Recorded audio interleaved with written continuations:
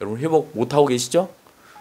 자꾸 말씀을 들으려고 하고 들렸으면 용기를 내서 그 일을 하려고 하세요. 여러분의 회복은 순종과 용기를 내어서 하나님의 일을 우선으로 할 때 회복이 일어납니다.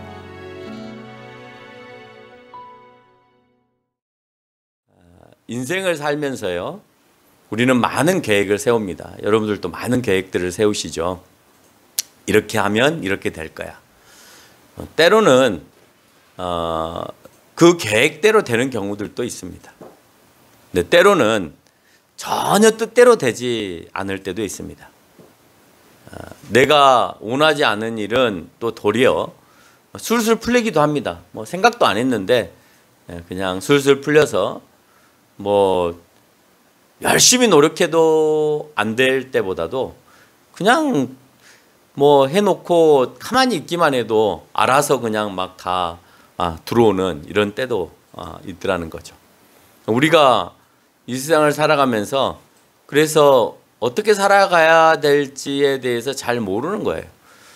물론 열심히 살면 열심히 안 산 사람보다 더 낫다라고 하는 확률적인 이유 때문에 하지만 열심히 살아서 다 부자가 된다면 아마 지금보다도 더 많은 사람들이 부자가 됐으면 됐지 가난하지는 않을 겁니다. 세상이 열심히 살아도 뭐 부도를 맞기도 하고 열심히 살아도 주변에 있는 사람 나를 속이기도 하고 열심히 살아도 세계 경제가 나하고 반대로 돌아감으로 인해서 내가 어려워지기도 하고 그런 경우들이 참으로 많이 있는 것을 알 수가 있죠. 또 사람을 잘 만나서 그냥 그 사람의 도움으로 나는 뭐 특별하게 하지도 않았는데 그냥 술술 풀리기도 하고 그런 경우들도 있습니다. 오늘 본문에서 말씀하고 있는 것처럼 아무리 성전을 쌓고 싶어서 하나님께서 이스라엘 백성들을 향하여서 돌을 놓으라고 가서 성전을 쌓기 위한 기초석부터 돌을 놓으라고 해도 놓을 수 없는 상황이 전개되어질 때도 있습니다. 처음 오늘 학개 선지자를 통하여서 이스라엘 백성들을 이끌고 가기 그 전에 16년 전부터 이미 1차 포로 귀환이 있었습니다. 그때 우리는 그곳에 가서 열심히 성을 쌓고 초석을 놓으려고 했지만 방해한 세력들이 있었기 때문에 성을 더 진전 있게 쌓지 못하고 성터만 쌓고 그냥 끝나버린 경우가 있었습니다. 그걸 향하여서 오늘 여호와께서 학개 선지자를 향하여 백성들이 이제 떠나서 그 지으려고 했던 것을 연장해서 계속 성전을 쌓아라라고 예언하고 있는 말씀으로 되어 있습니다. 우리는 이때 방해하는 세력을 보아야 할까요? 하나님의 명령하심에 대해서 움직여야 될까요? 고민하게 되죠. 아무래도 안 되는 것 같은데 우리가 가야 되나?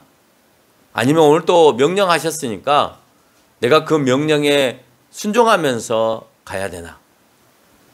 여러분 한번 생각해 보세요. 이거는 가도 죽도 밥도 안 돼. 앞에 갔던 우리 아버지 세대가 지금 아무것도 못한 채 성터 하나 쌓아놓고 굶주리고 살아가고 있어. 근데 내가 지금 그곳에 오늘 학개 선지자를 통해서 가라 하는데 이게 하나님의 말씀인지 학개 선지자가 얘기하는 것인지 구분이 안 되는 겁니다. 성전은 이미 주변 민족으로 인해서 537년에 도착한 수룹바벨 기한 1차 때 5만 명이 가서 성전을 쌓고 있었습니다. 이때 사마리아의 방해로 인하여서 성전 건축에 기초석만 놓고 할 수 없는 상황이었습니다. 그 이유는 사마리아 그 성을 쌓고 있을 때 사마리아 사람들이 이스라엘 백성들이 당신들을 넘보기 위해서 또 자기네 신을 섬기기 위해서 지금 모든 이 세상을 통치하고 있는 페르시아의 신을 섬기지 않고 이스라엘이 자기의 신을 위해서 성전을 짓고 있다라고 하는 그런 음모의 말을 페르시아 왕에게 전달하게 됩니다. 이것은 페르시아를 향한 배반입니다 라는 말씀이 에스라 4장 11절로 12절에서 언급을 하고 있습니다. 그렇게 엄포를 놓으면 꼼짝도 못해요. 누가 못해요? 유대인들이 꼼짝도 못합니다. 그러면 주변의 나라 사람들이 그 꼼짝도 못하는 유대인들을 보고 어떤 생각을 할까요? 아, 너희들 참 나약한 사람들이구나. 너희 신은 너희에게 그런 능력을 주는 하나님이 아니야 라고 생각하면서 그 누구도 위대한 하나님을 위대하게 보지 못하게 하는 그 모습이 유대인들에게 있었다는 거예요. 자기의 신을 위해서 성전을 짓겠다고 온 나약한 유대인들을 보고 주변 나라 사람들은 유대인들이 믿고 있는 하나님을 어떻게 생각했겠어요? 네? 우주 만물을 창조하신 하나님이신데 유대인들을 쳐다보니 우주 만물을 창조하시고 지금도 모든 일에 역사하시고 개입하시고 섭리하시는 하나님을 하나님으로 인정하고 싶은 생각이 전혀 없는 거죠. 대러 페르시아의 저 신들이나 아수르의 저 신들이 더 훌륭해요. 이유는 그 나라가 더 강성하기 때문에 그렇습니다. 그 어디에도 그들을 통하여서 하나님의 능력과 영광을 찾아볼 수 없었고 유대 땅에 오늘 그 찾아볼 수 없는 그 상황 가운데 오늘 학개는 유다 백성을 향하여서 너희가 다시 가서 하나님의 영광을 드러내라고 말씀하고 있습니다. 하나님의 영광이 하나님 스스로 얼마든지 드러낼 수 있음에도 불구하고 오늘 하나님께서는 자기 백성을 통해서 너희가 내 영광을 드러내 보여야 되겠다. 여러분, 내가 내 영광을 드러내는 것은요, 영광이 드러나는 것이 아니라 어떤 일이 일어나는 거예요? 자기 자랑하는 거예요. 하나님은 질서를 만들어 놓고 섭리를 만들어 놨습니다. 그래서 하나님은 그 가운데 만들어 놓은 그 섭리대로 운행되어지고 돌아가기를 원하지, 특별히 그 섭리와 운행을 벗어나서 정말 그 비자연적인 초월적인 신비적인 일들로만 모든 일들을 하려고 하지 않으신다라고 하는 거예요. 우리는 나를 통해서 믿지 않는 사람들이 하나님께서 계심을 인식하지 못한다고 생각한다고 하는 이 점이 어쩌면 참 안타까울 수 있다는 거예요. 여러분을 통해서 유대인들은 그 나약한 모습을 통해서 주변 나라 사람들에게 하나님 되심을 못 보여줬죠. 여러분을 보고 하나님의 계심을 주변에 있는 사람들이 믿을까요? 안 믿을까요? 안 믿겠죠. 하나님을 믿는 사람이 하나님의 경외함에 대한 것이 하나도 없어요. 최선을 다해서 얼마든지 하나님의 일을 동참하고 할 수 있음에도 불구하고 안 하려고 해요. 근데 누가 여러분의 주변에 있는 사람이 당신은 정말 위대한 하나님을 믿고 있다라고 얘기를 하겠어요? 여러분의 상황들이 믿음으로 헤쳐나가려고 하는 것이 아니라 내가 내 능력으로 내가 열심히 해서 헤쳐나가려는 모습을 본다면 세상에 있는 사람들도 똑같이 하고 있기 때문에 그래, 그렇게 열심히 하면 되는 거야, 하나님 믿지 않아도 돼 라고 생각하겠죠. 하나님을 믿는 사람들은 열심히 하는 가운데에서 그 열심히 하는 가운데 우리가 해결하지 못하는 부분들을 드러내 보임으로 인해서 그래, 저게 하나님의 영광이야 라고 얘기할 수 있다라고 하는 것입니다. 우리가 우리의 모습들을 통하여서 하나님의 모습을 전혀 드러내지 못하면 오늘 성경에서 얘기하고 있는 유대인들의 모습과 다를 바가 없다라는 생각을 여러분이 기억을 해 주셔야만 합니다.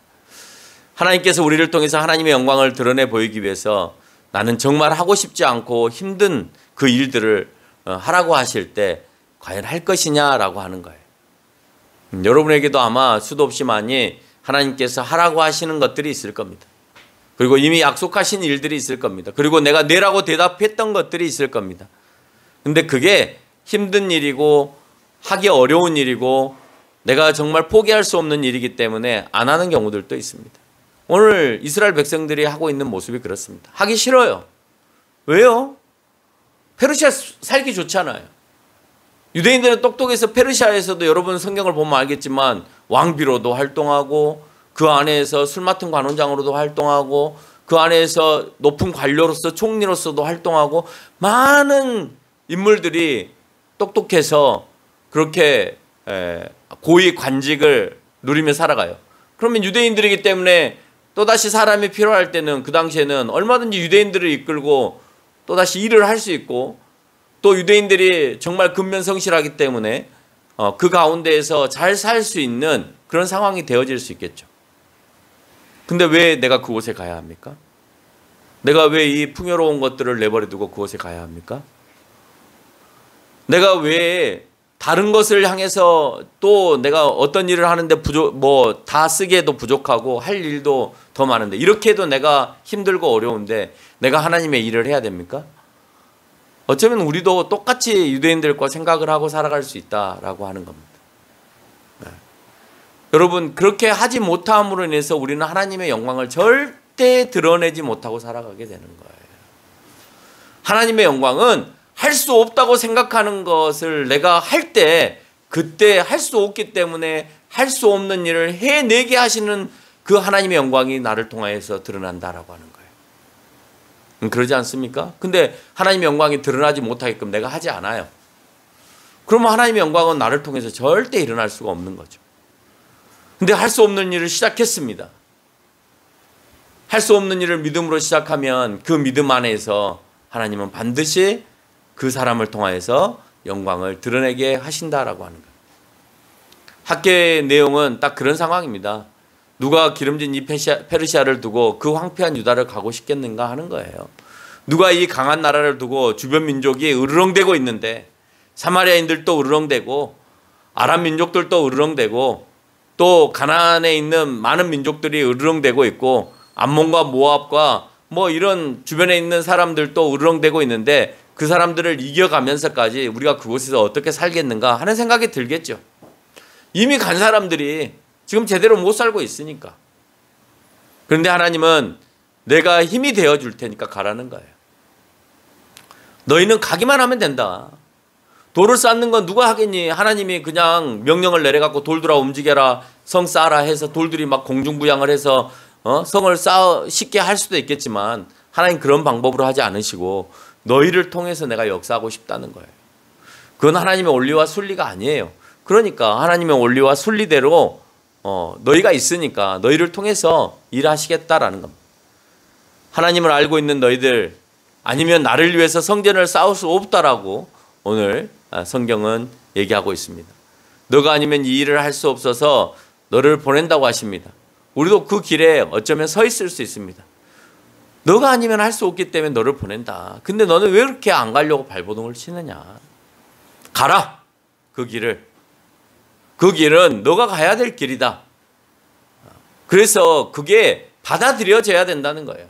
여러분 처음에 학계 1장에서 언급하고 있는 것처럼 1장 2절에서 언급하고 있는 것처럼 그 사람들에게 얘기하고 있는 것들 중에 그 사람들이 오늘 니네 나라 땅에 가서 성전을 쌓으라고 할 때 성전을 쌓냐고요? 아니라는 거예요. 건축할 시기가 아니라는 거예요. 아직 안 가겠다는 말이잖아요. 그러니까 하나님께서 뭐라고 말씀하세요? 너희 지붕은 잘 만들어 놓고 너희 집은 잘 짓고 그것을 어느 정도나 잘 짓느냐? 빨리 잘 짓고 있는데 왜 하나님의 성전을 짓는데 무관심하느냐라고 하는 거예요. 하나님은 성전을 소중히 여기시지만 건물을 하나님으로 착각하고 맹종할 때는 그래서 그 건물만을 맹종하고 껍데기 신앙을 갖고 살아가면 그래서 그 백성의 거룩함을 보지 못하면 하나님은 과감하게 그 건물을 헐어버리십니다. 그래서 없어요. 아무것도 남지 않았어요. 건물이 중요하기도 해요. 그러나 물량이나 물질이나 대형화나 이렇게만 살아가면 그러면 하나님은 저건 나를 숭배하는 것이 아니라 건물을 숭배하는 것이 되기 때문에 하나님은 그 건물이 필요가 없죠. 나를 바라보고 살라고 하고 있는데 나를 바라보지 못하고 건물만 바라보고 사는 사람이 있어요. 그래서 큰 교회 지어놓는데 보면 뭐 목사님이나 장로님들이 내가 지었다고 내가 했다고 우리 교회라고 그렇게 말하고 다닙니다. 그 안에 우리 교인들이 얼마나 거룩하고 신실하게 신앙생활 하는가에 대해서가 중요한 것이 아니라 멋지게 지어놓은 건물을 자랑하기 위해서 말하고 다니는 경우들이 너무 많다는 거예요. 그러면 하나님은 그 건물에 의미가 없기 때문에 하나님을 드러내려고 하는 것이 아니라 건물이 드러나는 것이기 때문에 결국 하나님은 그 건물을 헐어버리시고 하나님을 믿지 않은 그 백성들에게 있어서 아무 의미가 없음에 대해서 설명하고 있다는 거예요. 그러나 형상이 없으신 하나님을 보아야 믿는 사람들에게 있어서 성전은 자기의 죄를 회개하고 하나님께 제사를 드리고 그로 인해서 하나님의 임재를 인식하고 하나님을 향한 신앙의 회복이 일어나는 장소였던 것은 분명한 거죠. 그런 장소가 있기 때문에 회개하러 오는 거예요. 회개하러 오면서 내가 깨닫는 거예요. 깨달으면서 그 안에서 오는 축복을 맛보게 되는 거예요.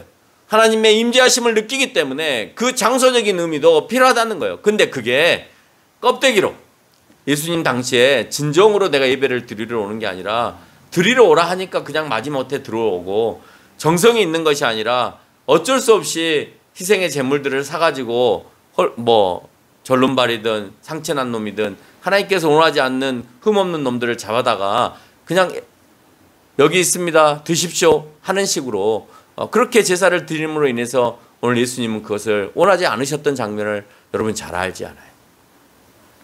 예배를 드리러 오는데 예배를 전혀 드리지 않아요. 예배 드리는 자세가 전혀 아니면 그거는 예배가 아니라는 말이에요. 그렇게 말을 하는데도 불구하고 예배의 준비가 전혀 안 돼 있으면 안 되는 거죠.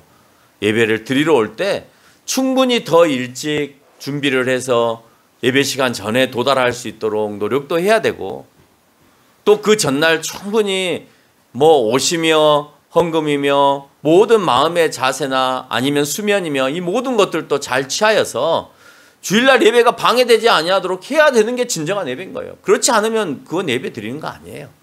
이스라엘 백성 열심히 가서 양 잡고 소 잡아도 그 제사 내가 받지 않겠다라고 하는 이유는 그 마음에 정성이 없기 때문에 그러는 거예요. 근데 오늘 하나님께서 그것을 다시 쌓으라고 하고 있습니다. 왜요?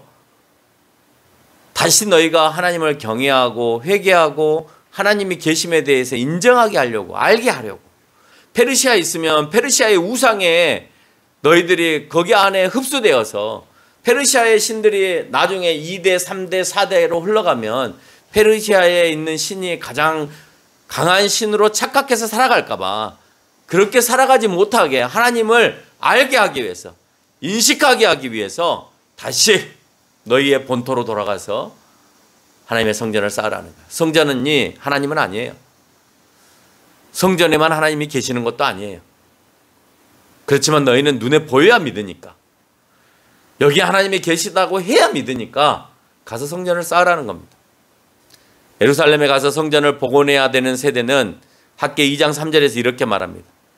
예루살렘의 성전의 영광을 보지 못한 세대, 페르시아에서 살면서 화려한 것만 봐서 너희 눈에는 그 성전이 보잘것없이 보일지 모릅니다. 그들은 그렇게 볼 수 있어요. 여러분 페르시아에 있는 성전보다 아무리 이스라엘 백성들이 그곳에 건너가서 성전을 쌓는다 해도 더 멋있게 지을 수 있을까요? 못 짓겠죠. 그러니까 너희들은 아무리 그곳에 가서 그 웅장한 건물, 당시에는요 궁전과 성전이 가장 화려한 건물이었습니다. 지금은 기업체가 만들어 놓은 고층 빌딩이 가장 화려한 건물이죠. 지금 문명에서 가장 화려한 건물은 돈 많은 기업들이 가장 높게 가장 크게 만드는 건물들을 지금 이 문명 사회에서는 가장 의미 있는 건물로 봅니다. 그러나 이때 이 당시에 그 시대를 이끌고 가는 문명이 뭐냐? 건축 양식이 뭐냐? 저들이 얼마나 뛰어난 능력을 가지고 있느냐는 뭘 보고 판단하느냐?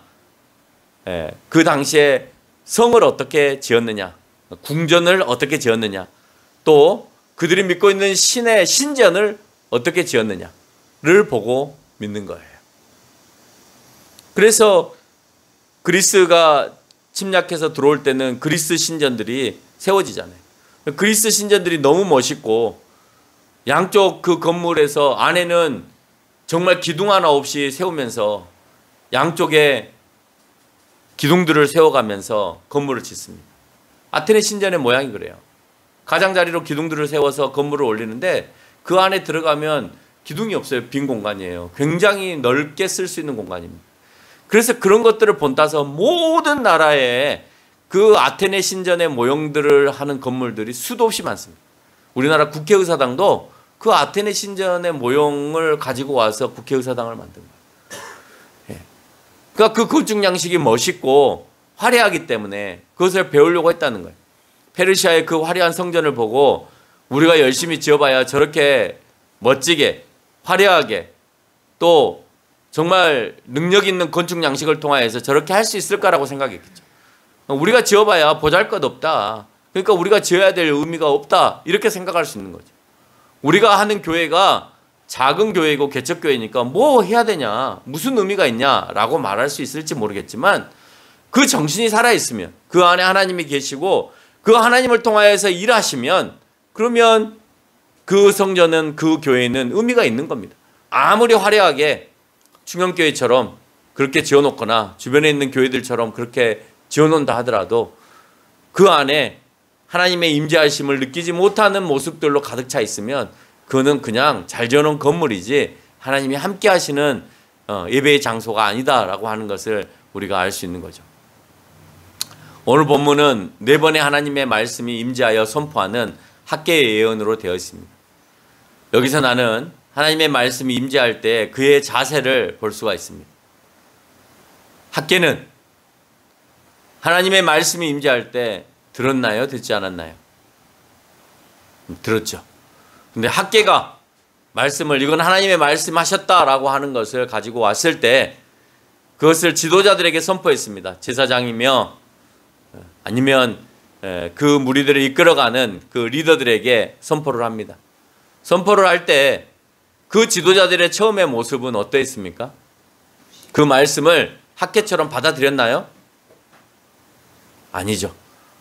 여호와께서 오늘 1장 11절 아무리 수고해봐라, 너희가 그렇게 내 말을 믿지 않으면 아무리 수고해도 11절에서 말한 것처럼 내가 한재에 들게 하여서, 한재라고 하는 것은 가뭄을 얘기하는 겁니다.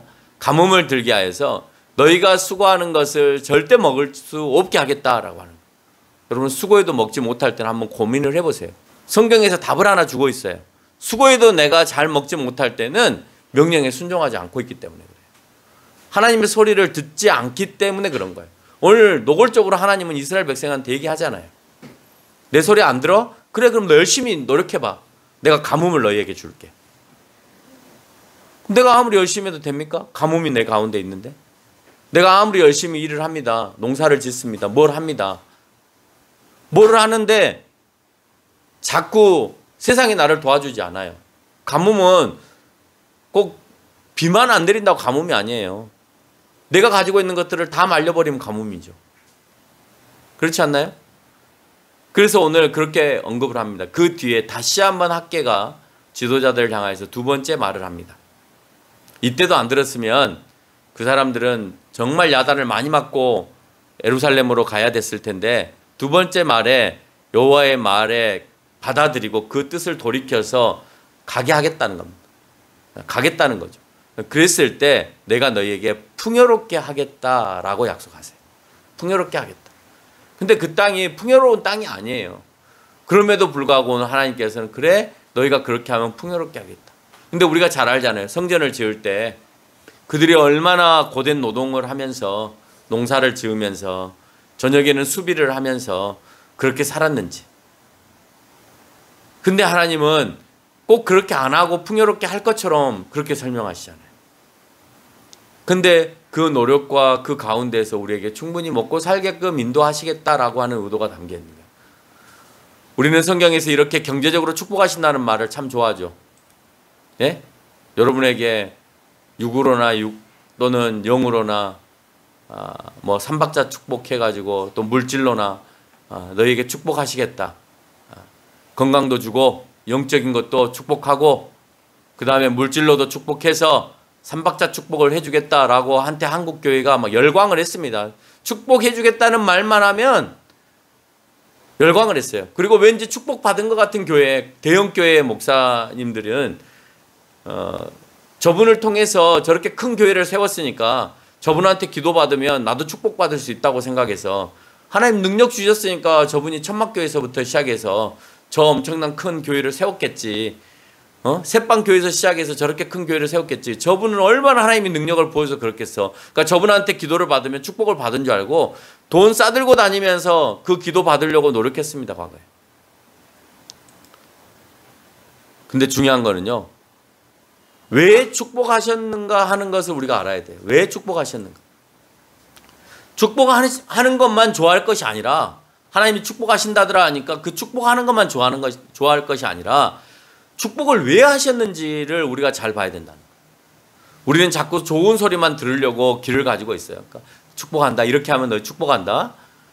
오늘 선지자를 목사라고 착각하게 말해서 오늘 목사가 얘기하는 말을 너희가 안 들으면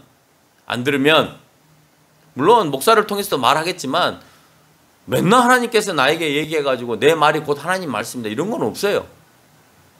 네? 기도를 하다 보면 그분에게 이런 마음이 들어서 이런 말을 꼭 해주고 싶다. 이런 생각이 들 때가 있죠.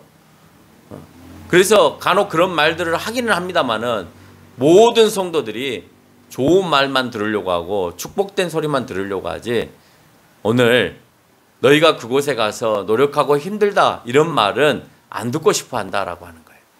그래서 여러분의 귀는 어떻게 발달되어 있냐? 축복받는 것으로 발달되어 있어요.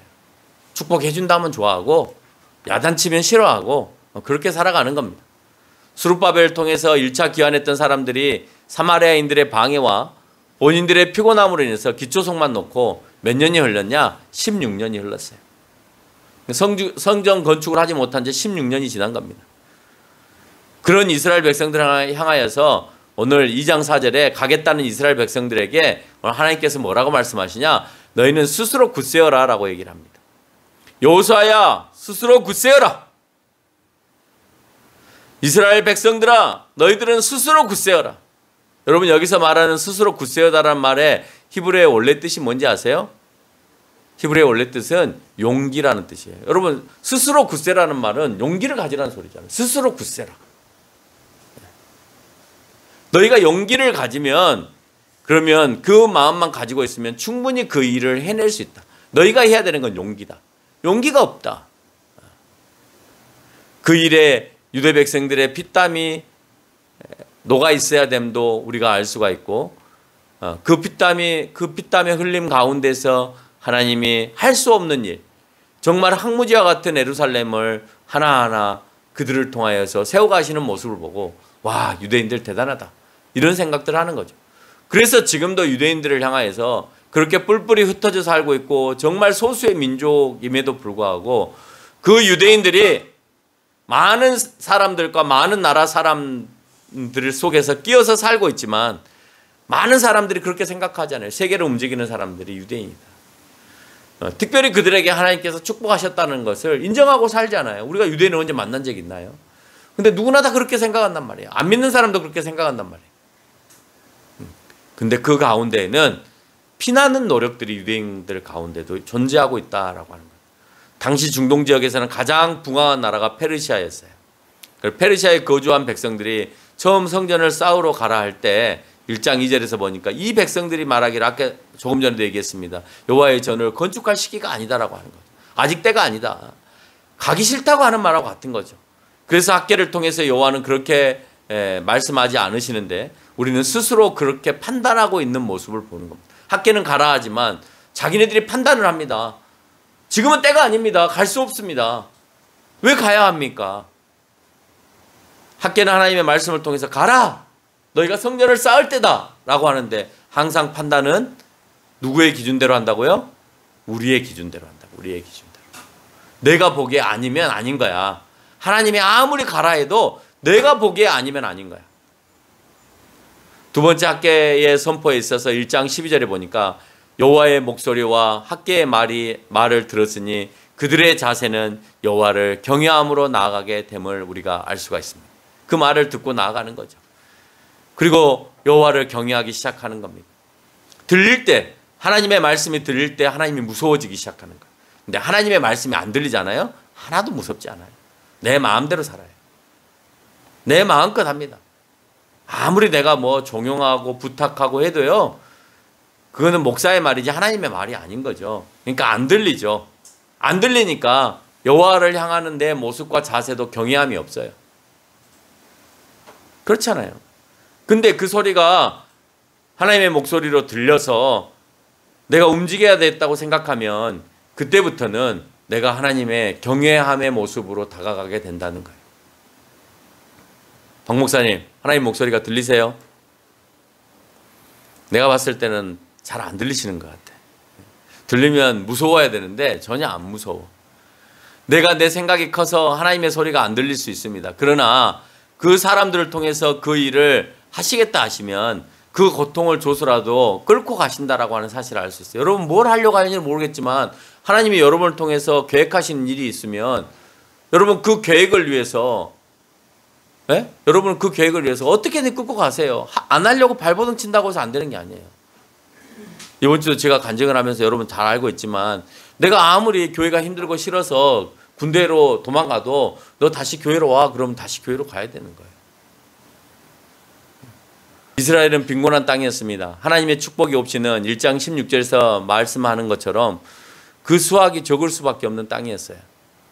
첫째는 하나님의 소리를 경청해 듣고 그 빈곤한 땅에서 그 수확의 축복을 얻기 위해서는 하나님의 소리를 경청해 듣고, 둘째는 정말 하기 싫은 일에 대해서 순종하고, 셋째는 그 순종의 길에서 여호와를 경외함으로 그 경외함을 잃어버리지 않고, 넷째는 내 스스로도 일어날 모든 일에 대하여서 용기를 갖고, 다섯째는 하나님의 영광을 위해서 힘들고 어려운 그 성전을 쌓는 일을 이행할 때, 힘들죠. 이행할 때 하나님께서 너희에게 축복하시겠다. 하나님 앞에 축복받는 사람은 앞에 5가지 학계 선지자가 얘기하잖아요. 그 5가지를 준행하지 않으면 너희에겐 축복 없다는 거예요. 되려 너희에게 가뭄을 주겠다는 거예요. 하지 않으면 가뭄을 주겠다는 거지. 네가 백성이니까, 내 백성이니까, 믿는 성도니까 무조건 축복하시겠다 이런 말은 없다는 거예요. 교회 안에서 뜬구름 잡는 사람은 하나님께서 나를 의지하고 가라 하시는데도 그 의지함이 없는 사람이에요. 의지하는 사람에게는 때로는 고난도 있고 어려움도 있고 힘듦도 있습니다. 그렇지만 그 일을 통해서 하나님은 더 큰 일을 하게 하시는 거예요. 저는 어렸을 때부터 그렇게 교회에서 훈련하는 것이 목회자로서 훈련이라는 생각을 한 번도 해본 적이 없어요. 나는 목회자로 갈 생각이 없었기 때문에. 또 내가 목회를 나와서도 그것이 훈련이라는 생각을 안 했어요. 훈련은 정말 잘된 교육기관에서 훈련을 받아야 훈련이라고 생각을 했어요. 네? 어떤 대학이든지 아니면 큰 교회에서 어떤 시스템대로 그렇게 교육을 받아야 그게 훈련이지, 어렸을 때부터 막 성경학교를 하고 주일학교 교사를 하고 뭐 애들 데리고 뭐 어디 가서 캠핑을 하고 뭐 이런 것들이 그게 훈련이라고 생각 안 했다니까요. 근데 목회를 하면서 내가 그런 말들을 하면 목사님은 이미 어렸을 때부터 목사로 만들어 놓으셨구만, 다 그래요. 제가 어렸을 때 어떤 목사님이 제가 어렸을 때 이렇게 살았고 그래서 목사를 이렇게 하게끔 하셨습니다 할 때 제가 어렸을 때 그랬거든요. 그 목사님들이 부흥회로 오셔갖고 교회에서 설교를 하시면, 그래 목사님은 이미 어렸을 때부터 목사님이었어. 그러니까 목사님이 되셨지. 근데 나는 아니야. 어렸을 때도 저는 아니라고 그랬어요. 저는 그냥 장로가 될 거야. 그리고 이거는 누구나 다 하는 것이지 목사가 될 사람이 하는 게 아니야. 왜? 우리 친구들이랑 우리 후배들이랑 우리 선배들도 똑같이 성경학교를 하고 있으니까 그냥 똑같이 하는 사람 중에 한 명이라고 생각을 한 거예요. 근데 아닌 거예요. 준비를 시키신 거죠. 그런 노하우들이 지금의 목회자들이나 또 앞으로 교회를 맡아서 하는 사람들에게 자양분이 되게끔 그걸 전달해 줄 수 있는 거예요. 이런 거 이렇게 하는 거야. 이건 이렇게 하는 거야. 결론을 맺겠습니다. 하나님 일에는 누가 봐도 하기 싫고 힘든 우리의 수고가 있습니다. 그래서 이들도 처음에는 가지 않으려고 한 거예요. 너무 힘드니까 그곳에 가면. 페르시아에 있으면 편하잖아요. 부유하잖아요. 풍요롭잖아요. 근데 척박하고 먹을 거 없는 저 땅에 가서 돌 깎아서 돌 올리는 일은 중노동 중에서도 상중노동이거든.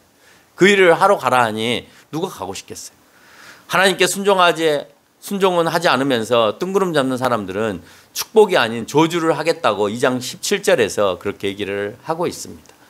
하나님의 음성에 응답한, 그래서 그 응답에 대해서 미리 가 있는 스룹바벨에게 오늘 2장 22절로 23절에 다 무너지고, 스룹바벨은 명령에 의거해서 1차 포로 기한 때 5만 명을 이끌고 갔습니다. 갔더니 기초성만 놓고 더 이상 진전을 못하게 하는 거예요. 주변의 사마리아인들, 주변의 민족들이 자꾸 페르시아 왕에게 읍소해서 못하게 하니까 스룹바벨은 지금 얼마나 하나님의 명령을 듣고 왔지만 그 마음의 상심이 컸겠어요. 16년 동안.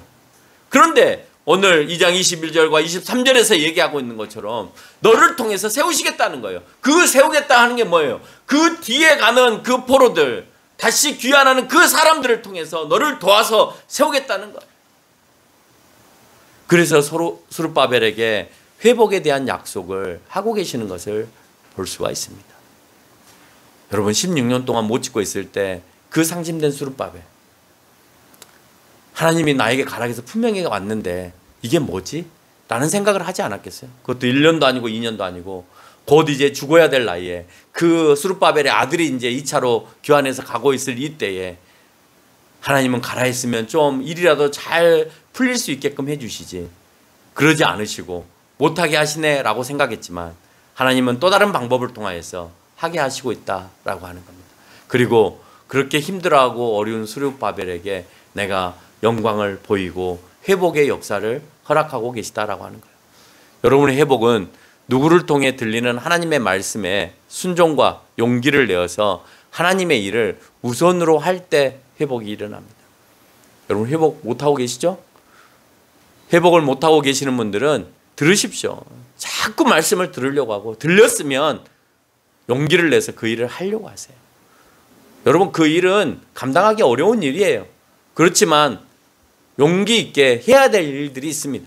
그랬을 때 그 가운데에서 도저히 해결될 것 같지 않은 것들이 어떻게 해결되는가를 우리가 경험하지 못하면 하나님의 영광은 여러분에게 전혀 일어나지 않고 여러분에게 하나님의 이적도 또한 일어나지 않는다는 사실을 기억하면서 살아가는 저와 여러분이 되시기를 바랍니다.